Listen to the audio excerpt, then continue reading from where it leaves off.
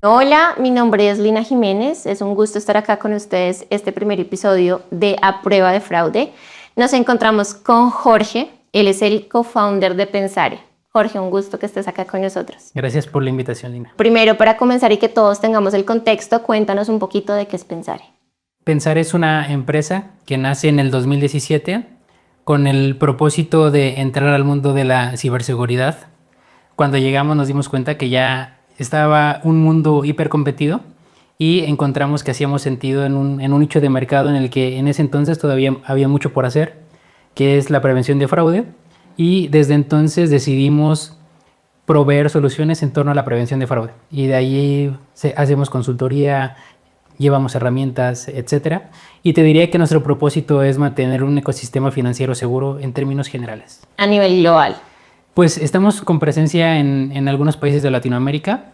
Claro, es un objetivo conocer más países y estar en más países llevando este tipo de soluciones. Finalmente, soy un creyente que el desarrollo de los sistemas o de los países tiene que ver con el desarrollo financiero. Y qué mejor manera de incentivar el ecosistema financiero que dar confianza y seguridad a los usuarios, que puede desincentivarlo o que esto no suceda, que haya robo, que la gente no confíe en las entidades financieras. Y es por eso que nosotros estamos aquí ayudando a justo las entidades a que esto suceda.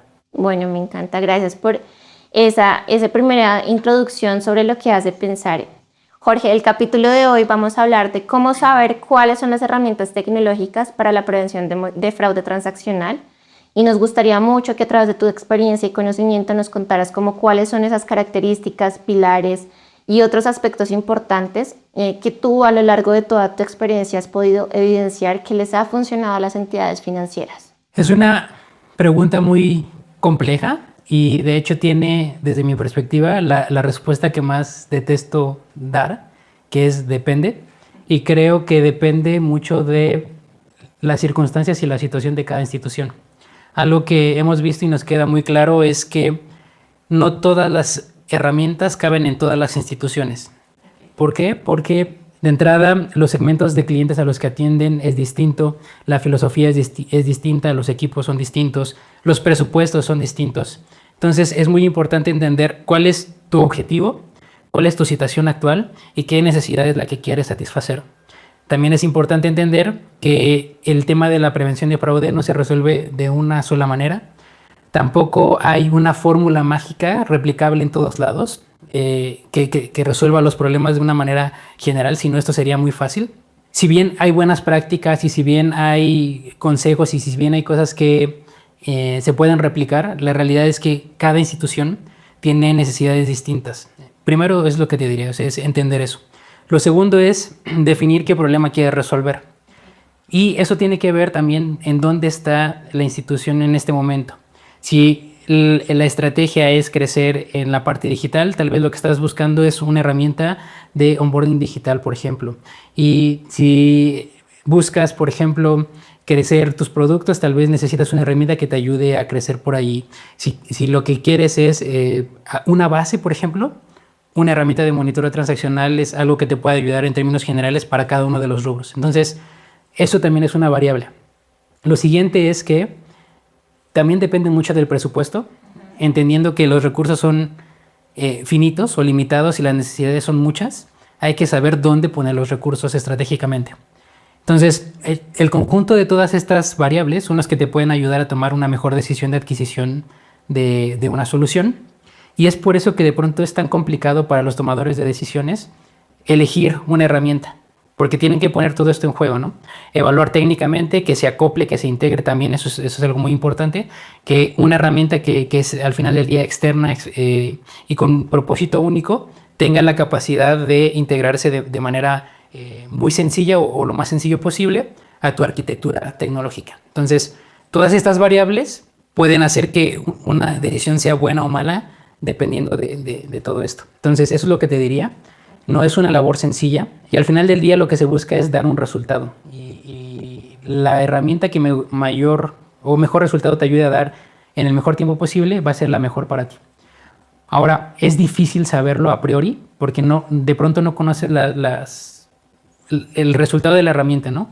Y si bien hay formas de evaluarlo previamente y anticipar un resultado, pues si algo nos queda claro es que las herramientas de prevención de fraude en general son herramientas que necesitan atención, que necesitan un equipo que esté trabajando con ellas todos los días, porque el fraude evoluciona todos los días y los defraudadores están pendientes de cómo afectará su trabajo al final del día. Entonces, eso también es algo muy, muy importante, sí. A mí me gustaría saber tu perspectiva porque si bien hoy por hoy el tema de las fintechs ha tomado muchísima fuerza y pues normalmente se conoce que como son del mundo fintech, vienen de la tech integrado con la parte financiera y muchas de ellas mencionan ya tener eso mapeado internamente. ¿Cómo hace uno para poder compartirle esa perspectiva que de toda la experiencia y trayectoria que tienes y tenemos también en Ristech, poder suavizar un poco ese concepto de si vienen del mundo fintech, del mundo tech, perdón, sin embargo, pues las herramientas tecnológicas que ya están realizadas o hechas para poder monitorear el fraude, pues son un plus a lo que ellas están generando hoy en día internamente? Usaré un dicho que solían decir en mi casa y es zapatero a tu zapato. Y yo también vengo del mundo tech, eso es lo que estudié y de pronto es como sencillo vislumbrar que se puede hacer todo. Sin embargo, algo que a nivel estratégico y a nivel de empresa es muy importante es entender qué es parte de tu core de negocio. De pronto el tema de prevención de fraude hace parte del core del negocio. Finalmente, si tú ves una balanza de resultados, lo que buscas es lo que ganas, menos lo que te cuesta generar lo que ganas, menos lo que te cuesta producir lo que vendiste. Y en el caso de las instituciones financieras o de aquellas empresas que tienen alta transaccionalidad, es menos lo que te roban. Entonces, eso sí es importante entenderlo. Ahora bien, si bien existe el músculo de desarrollo tecnológico, el tema de desarrollo de herramientas de prevención de fraude es altamente especializado. No por tener un equipo de tecnología se asume que vas a tener un equipo de tecnología que pueda desarrollar una herramienta de prevención de fraude. Entonces, sí se tiene, claro, y se puede desarrollar indiscutiblemente. Sin embargo, uno tal vez no está desarrollando las capacidades torales en tu empresa para atender un problema y también se necesita mucha especialización y es tan sencillo como ver como de pronto un CRM. ¿Estás de acuerdo que hay un montón de opciones en el mercado, pero son herramientas súper estudiadas por expertos que se dedican a hacer eso, que no necesariamente porque tengas la capacidad de desarrollar uno, lo vas a integrar? Si ya hay especialistas, ingenieros, científicos de datos, etcétera, desarrollando tecnología para resolver una problemática en particular, vale la pena salir a buscar, salir a preguntar, evaluar qué estás haciendo y tal vez la mejor decisión sea traer algo de fuera y no necesariamente desarrollarlo. Ahora, esto regresando a la primera pregunta, va a depender mucho de las necesidades específicas de cada una de las empresas o de las fintech en particular. También se entiende que la parte o una fintech, si bien no es una ley, pero normalmente nacen como empresas nuevas o como startups con recursos todavía más limitados y que el objetivo es crecer. Y también apelando a eso es importante saber dónde meter los recursos, ¿no? Tal vez sale más barato, aunque pareciera que no lo es, el comprar una tecnología que está exprofesamente diseñada para resolver una problemática en particular, que hacerla tú de cero, ¿no? En donde vas a tener que recorrer una curva de aprendizaje, en donde vas a tener que invertir en muchas cosas, o si te vas a traer al experto, pues te va a costar mucho más caro traerte al experto y por eso creo que invertir en la propia plataforma del mercado. Exactamente, o sea, tal vez, y insisto, es un gran depende, pero pues vamos, con esto en consideración, valdría la pena como ponerlo, oye, vale la pena desarrollar un equipo y eso hace parte y fortalece mis capacidades torales organizacionales, sí, ok, hagámoslo in-house. O de plano, pues no me va a ayudar a generar algo más para mi core de negocio, tal vez no haga sentido, ¿no? Totalmente de acuerdo contigo. Y ahora bien, finalmente la banca tradicional lleva muchísimos años implementando este tipo de soluciones porque pues finalmente les pega al bolsillo y no solamente eso, sino a la reputación frente a sus clientes. ¿Cómo hacer para que esas entidades financieras que llevan mucho tiempo casados, entre comillas, con una plataforma de estas o una herramienta tecnológica para la prevención y monitoreo de fraude transaccional, salga al mercado a buscar nuevas tecnologías? Eso es una pregunta bien interesante y de pronto es complicado en el día a día este tipo de charlas. Primero porque se entiende que el evaluar una herramienta conlleva un riesgo. Muchas veces dicen, oye, esto ya lo conozco, ya sé lo bueno y lo malo y ya sé lo que funciona y lo que no funciona, pero lo conozco. Y de pronto para una persona que toma o que se dedica a tomar este tipo de decisiones, pues conlleva un riesgo. Entonces, primero es importante eso. Lo segundo es que es importante que en el proceso de evaluación se anticipe una mejoría, un resultado, y se puede evidenciar un resultado mejor, y esto se puede evidenciar con números, sobre todo financieramente. Y hay maneras de anticipar un resultado con pruebas de concepto, con demos, etcétera, que te permitan saber si estás llevando tu tecnología, tu stack tecnológico en prevención de fraude por el camino correcto, o de pronto hay algo que está allá afuera que te puede dar un mejor resultado. Ahora, también es importante entender, y la ventaja de las herramientas de prevención de fraude es que las puedes ligar a dinero o a un tema de plata económico. ¿Cuánto estoy perdiendo aquí y cuánto me podría ahorrar? Y esa es una pregunta básica que se tiene que hacer, como, oye, me está costando tanto, vale la pena salir y conocer.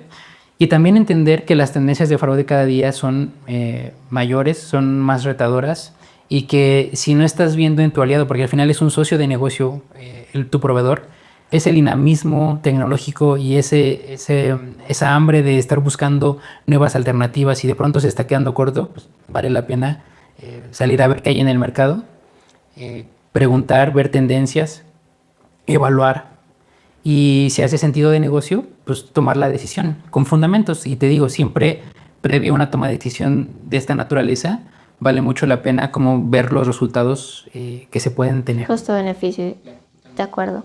Tú llevas en esta trayectoria unos casi 10, 11 años. Me gustaría saber cuáles son esas tendencias que has visto que han cambiado de las herramientas tecnológicas para prevención de fraude del antes y el ahora, con todas estas tendencias de machine learning, inteligencia artificial, todo lo que se viene, como en este caso en Colombia con Brede, lo que es ya puso en marcha Brasil con Pix. Me gustaría ver cómo ese dinamismo que tú has podido evidenciar en las herramientas tecnológicas. La tecnología evoluciona, los países evolucionan, y esto ha cambiado mucho a lo largo de los años. Tal vez, y quiero sentar un precedente, hoy tal vez tenemos 2 años en donde se ha estado hablando, todo el mundo habla de inteligencia artificial, para todo queremos usar inteligencia artificial. La realidad es que en herramientas de prevención de fraude, el uso de modelos predictivos, todo eso ya es historia pasada. Eso se está utilizando hace mucho tiempo, ¿no?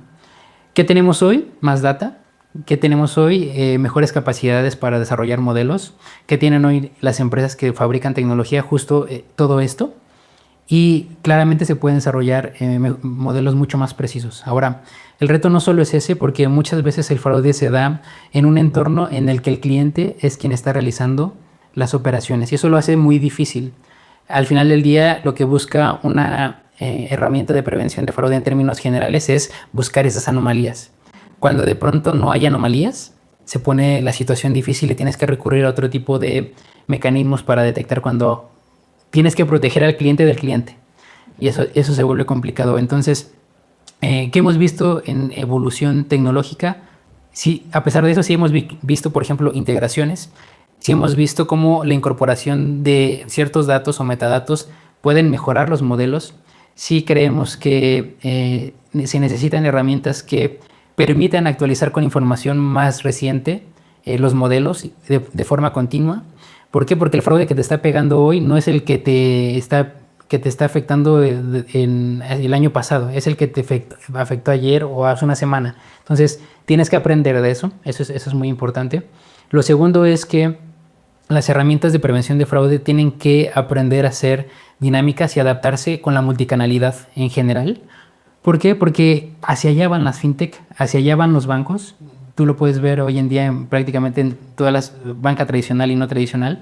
A lo mejor ni siquiera nacen como banco, sino de pronto empiezan a captar clientes en el segmento en el que se encuentran, y es una decisión de negocio inteligente empezar a financiar el consumo propio de los servicios o productos que tengan. Así están los retailers, por ejemplo, o así están las super apps, por ejemplo, haciendo eso. Entonces, ese dinamismo de poder obtener toda esa información y aprovecharla y adoptarla para tomar mejores decisiones, y sobre todo en tiempo real, es muy importante. Aquellas empresas que van en ese camino, desde nuestra perspectiva, es quienes están dando el paso en el sentido correcto o pasos en el sentido correcto. Entonces vemos esa evolución Y claramente también, pues todo lo que tiene que ver con aprender de la habitualidad de los clientes al operar o interactuar con los dispositivos con los que trabajan, pero también con las instituciones o con su banca, etcétera. Entonces eso es importante adoptarlo, eso es importante utilizarlo a nuestro favor o a los que estamos de este lado, y eso es lo que hemos visto.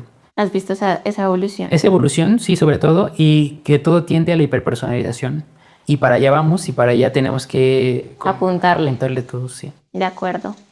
Jorge, ¿cuál es ese caso de éxito que tú has dicho porque tuvimos la consultoría adecuada, la empresa o la entidad financiera logró escoger la mejor herramienta tecnológica para poder monitorear todos estos fraudes, tanto internos como externos? Cuéntanos un poquito de pronto de ese caso de éxito que quizás sea como esa punta de diferencia frente a lo que has visto en el mercado y con otros clientes. Más que caso de éxito, sí hablaré de la situación de éxito, y es sentar el precedente que de pronto una entidad financiera se puede encontrar en dos situaciones. Uno es: no tengo problemas de fraude hoy en día, realmente no tengo una urgencia de implementar una solución en términos generales, salvo aquellas naciones en donde ya es regulatorio. Entonces, esa es una realidad, ¿no? De pronto no veo la necesidad y puedo ir con calma.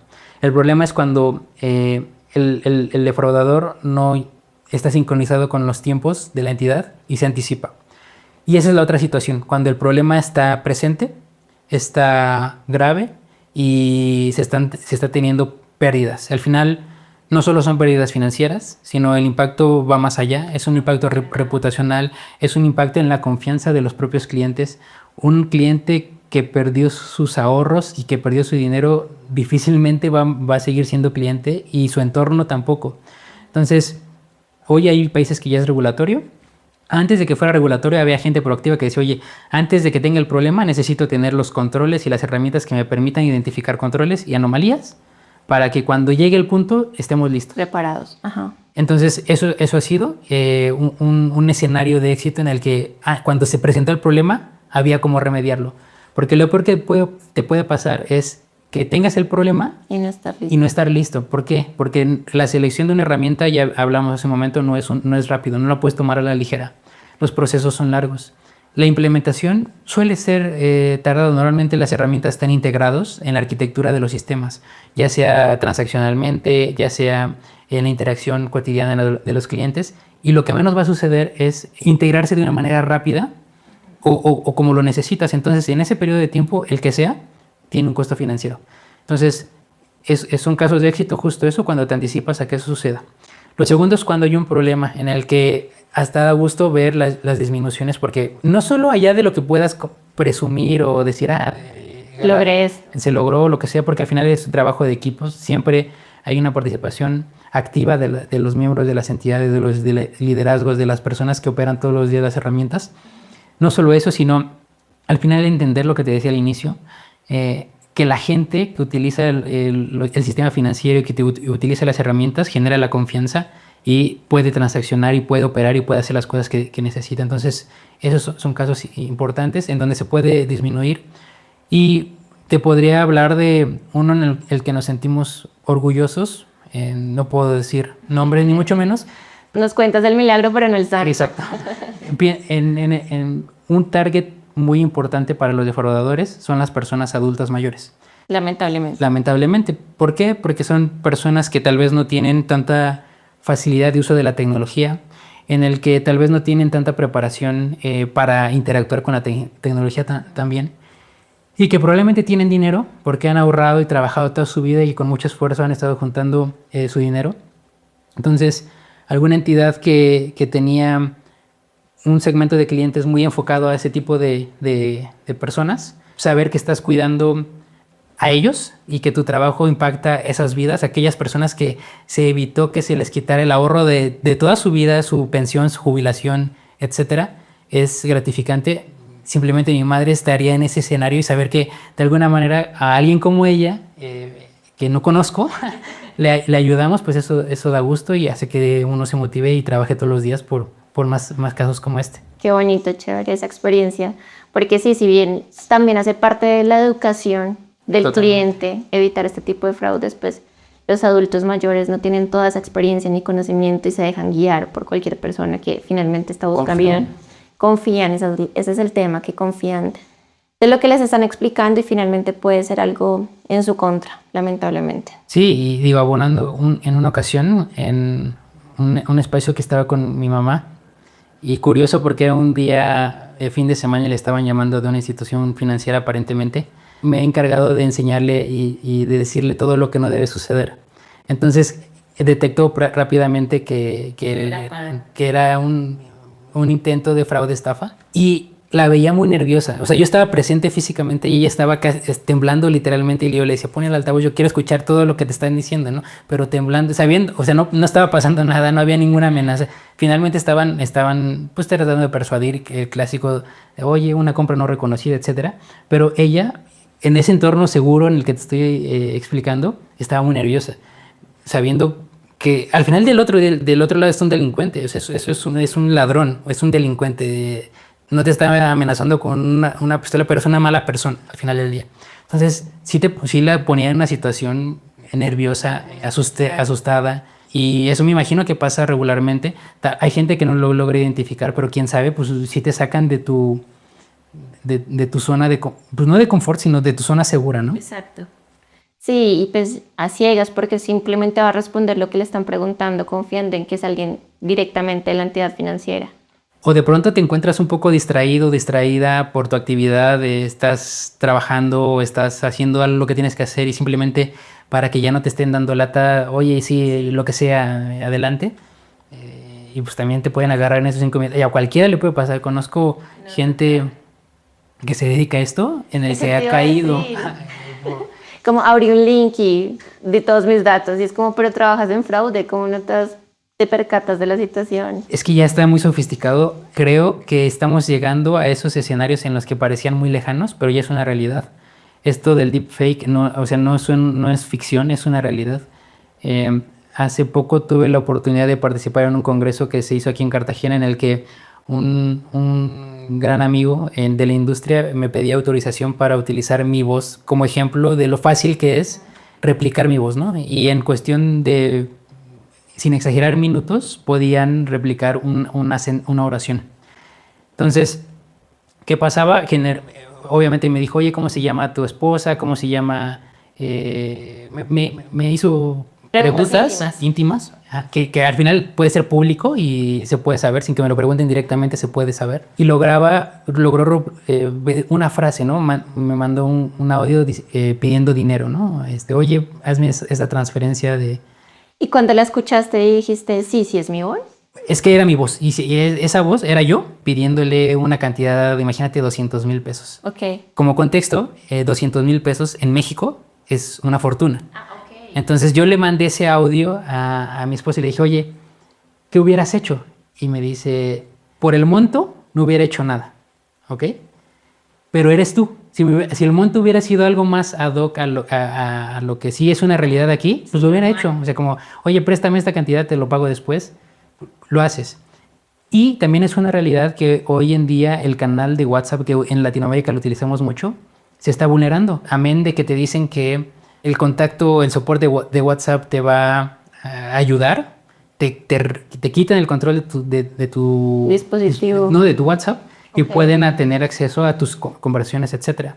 Entonces, imagínate este escenario en el que desde mi número de WhatsApp le mandan un audio en el que parezco yo pidiendo algo, pues vas a caer. O sea, claro, es inevitable. Caer. Y sí conozco casos en el que llamando por teléfono piden un favor y pues a lo mejor no es el número de la persona, pero es la voz y un contexto y acentos, todo, pues caes. Y eso es al más preparado le También pasa, totalmente de acuerdo.